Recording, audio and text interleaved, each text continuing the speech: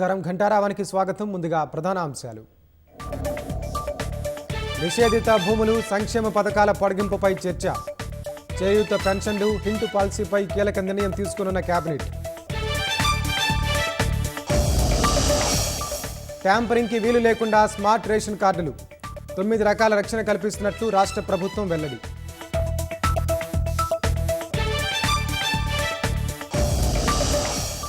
పోలీసుపైకి కుక్కను వదిలి స్క్రూ డ్రైవర్తో పొడిచిన నిందితులు. బాలానగర్లో గంజాయి ముఠా కోసం వెళ్లిన ఈగల బృందంపై దాడి.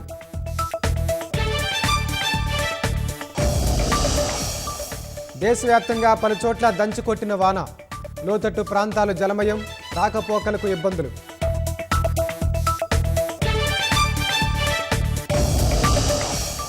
ఉత్తరాఖండ్ జల విద్యుత్ ప్రాజెక్టు సొరంగంలోకి పోటెత్తిన వరద. 7 కార్మికుల మృతి, 14 మందికి గాయాలు.